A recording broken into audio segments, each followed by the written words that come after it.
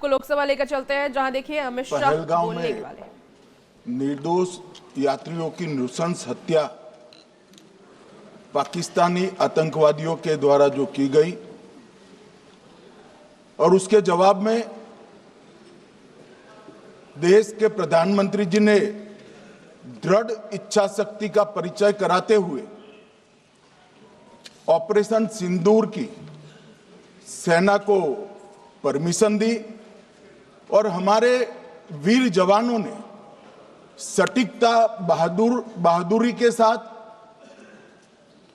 पाक स्थित आतंकवादी अड्डों को चूर चूर करने का काम किया। वो घटना पर जो बहस हो रही है, इसमें हिस्सा लेने के लिए मैं खड़ा हुआ हूं। माननीय अध्यक्ष जी, सबसे पहले पहलगांव में जो नृशंस हत्या की गई निर्दोष नागरिकों की, धर्म पूछकर उनको मारा गया, इनके परिवार के सामने मारा गया और बड़ी बर्बरता के साथ ये हत्याएं की गई, इसकी मैं घोर निंदा करता हूं। और जो मारे गए हैं इनके परिजनों के साथ अत्यंत हृदय की गहराइयों से मैं संवेदना भी व्यक्त करना चाहता हूं। ऑपरेशन सिंदूर के जवाब में पाकिस्तान के हमारे नागरिक ठिकानों पर गोलीबारी की, इसमें भी कुछ नागरिक हताहत हुए, गुरुद्वारा भी टूटा, मंदिर भी टूटा।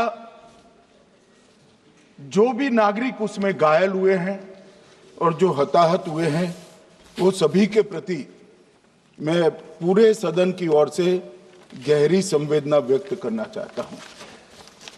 माननीय अध्यक्ष जी, कल से यहां पर पक्ष और विपक्ष दोनों की चर्चा चल रही है और स्वाभाविक है, जब इस तरह की नृशंस घटना घटे देश में, तब इस पर मुक्त चर्चा भी होनी चाहिए, चिंतन भी होना चाहिए, आगे न हो इसकी व्यवस्था की भी चिंता होनी चाहिए। माननीय अध्यक्ष जी, मैं विषय पर आने से पहले आपके माध्यम से सदन को और सदन के माध्यम से पूरे देश को ऑपरेशन महादेव जो कल एक हुआ है, इसकी जानकारी देना चाहता हूं। माननीय अध्यक्ष जी, कल ऑपरेशन महादेव में सुलेमान उर्फे फैजल जट, अफगान और जिब्रान, 3 आतंकवादी सेना, सीआरपीएफ और जम्मू कश्मीर पुलिस के संयुक्त अभियान में ऑपरेशन महादेव में मारे गए। और माननीय अध्यक्ष जी, ये जो सुलेमान है, ए श्रेणी का लश्कर तोयबा का कमांडर था। पहलगाम हमले में और गगनगिर आतंकी हमले में वो लिप्त था। इसके ढेर सारे सबूत हमारी एजेंसियों के पास है। अफगान ए श्रेणी का लश्कर तैयबा का आतंकवादी था और जिब्रान भी ए ग्रेड आतंकवादी था। और माननीय अध्यक्ष जी, मैं सदन को और सदन के माध्यम से पूरे देश को बताना चाहता हूं, जिन्होंने बैसरन घाटी में हमारे प्रवासियों को, नागरिकों को मारा था, ये तीनों आतंकवादी ये थे और तीनों मारे गए।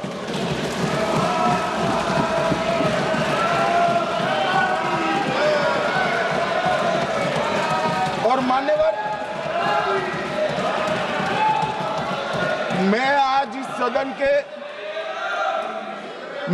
इस सदन के माध्यम से सेना के पैरा 4, सीआरपीएफ के सारे जवान जो अभियान में शामिल थे और जम्मू कश्मीर पुलिस के जो जवान थे, वो सभी को सदन और पूरे देश की ओर से बहुत बहुत साधुवाद देना चाहता हूं। माननीय अध्यक्ष जी, मैं इस ऑपरेशन महादेव के बारे में थोड़ा डिटेल में बताना चाहूंगा। ऑपरेशन महादेव की शुरुआत 22 मई 2025 को, एक प्रकार से तो जिस दिन हत्या हुई थी उसी दिन रात को 22 मई 2025 को हुई। जिस दिन हत्या हुई थी उसी दिन रात को एक सुरक्षा मीटिंग की गई थी जम्मू कश्मीर में। ये पूछ रहे थे, कोई गए नहीं, सिर्फ राहुल गांधी गए।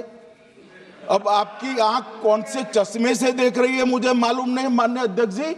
1 बजे हमला हुआ, मैं 5:30 बजे श्रीनगर में उतर चुका था। माननीय अध्यक्ष जी, अरे सुनो सुनो, मैं बताता हूँ ना 22 में, सुनो ना प्लीज, धैर्य रखकर सुनो, हमने आपको नहीं टोका है, सुनना पड़ेगा भी, ऐसे नहीं चलेगा।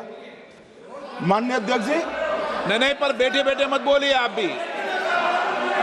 माननीय अध्यक्ष जी, 23 अप्रैल को टिप्पणी मत करिए। एक सुरक्षा मीटिंग की गई। सभी सुरक्षा बल, सेना, CRPF, BSF, Jammu Kashmir police, और सबसे पहले उसमें निर्णय किया गया कि जो नृशंस हत्यारे हैं वो देश छोड़कर पाकिस्तान भाग न पाए, इसकी हमने पुख्ता व्यवस्था की और भागने नहीं दी। 22 मई को आईबी के पास एक ह्यूमन इंटेल आई और एक क्षेत्र के अंदर, दाची गांव क्षेत्र के अंदर आतंकवादियों की उपस्थिति की सूचना मिली। आईबी और सेना द्वारा दाचीकाम क्षेत्र में अल्ट्रा सिग्नल कैप्चर करने के लिए जो इंस्ट्रूमेंट हमारी एजेंसियों ने बनाए हैं, इसके द्वारा इस सूचना को पुख्ता करने के लिए मई से 22 जुलाई तक लगातार प्रयास किए गए।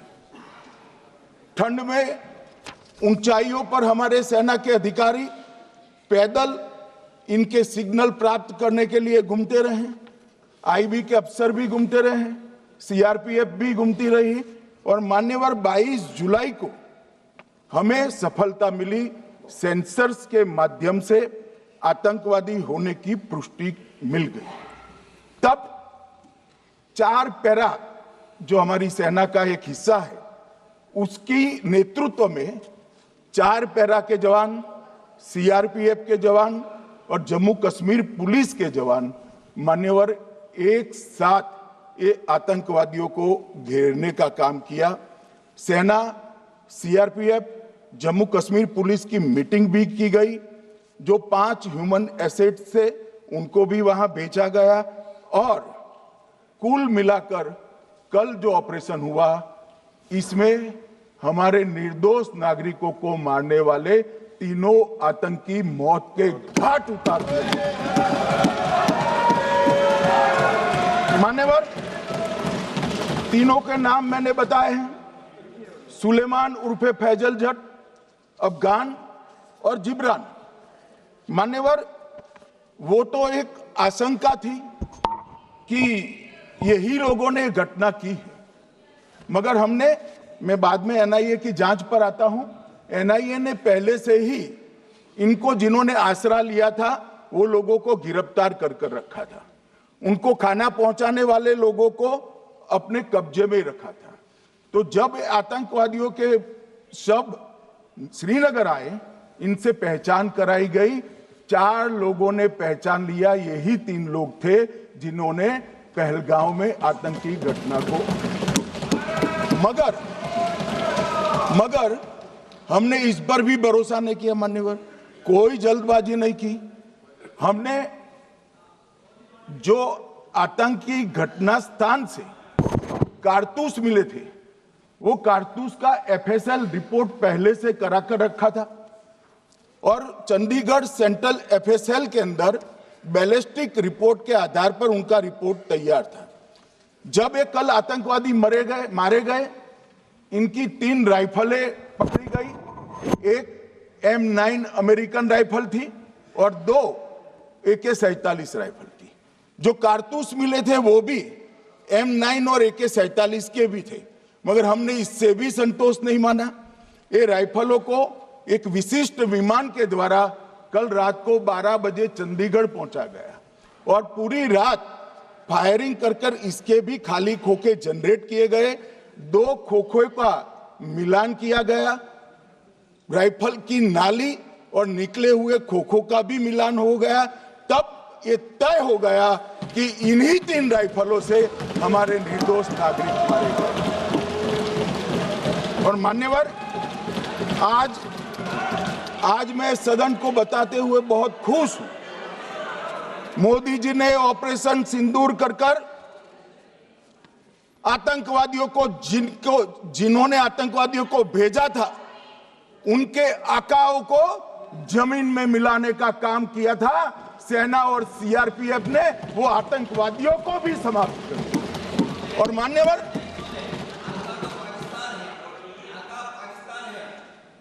कौन पाकिस्तान से आपकी बात होती है क्या? अरे बैठ जाओ भाई।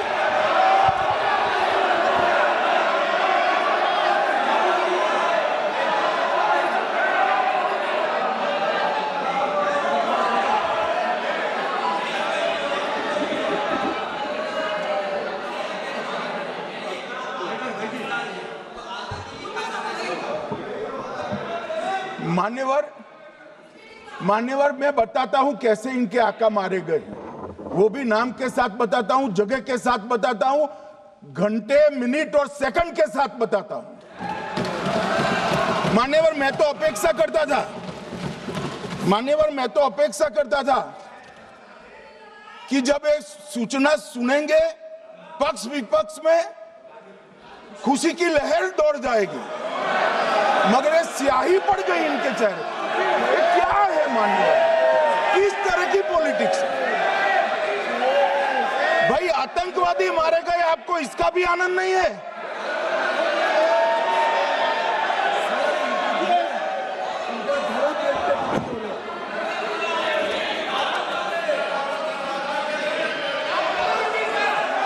अखिलेश जी बैठ जाइए, मेरा पूरा जवाब सुनिए, आपका सब जवाब आ जाएगा। भाई आप आतंकवादियों का धर्म देखकर दुखी मत होइए।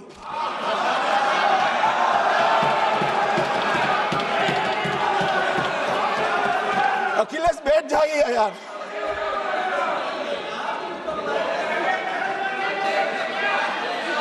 अखिलेश जी बैठ जाइए। मान्यवर, किसी को संशय रखने की जरूरत नहीं है। बैलिस्टिक रिपोर्ट मेरे पास है, मेरे हाथ में है और 6 वैज्ञानिकों ने इसको क्रॉस चेक किया है। सुबह 4:46 पर फोन पर मुझे 6 ने वीडियो फोन पर कहा है कि 100% वही गोलियां हैं जो वहां चलाई। मान्यवर, ये हमारे देश की सेना, CRPF और जम्मू कश्मीर पुलिस, ये तीनों का एक साझा बहुत बड़ा कामयाबी है, जिस पर 140 करोड़ को नाज होना चाहिए, देश की जनता को नाज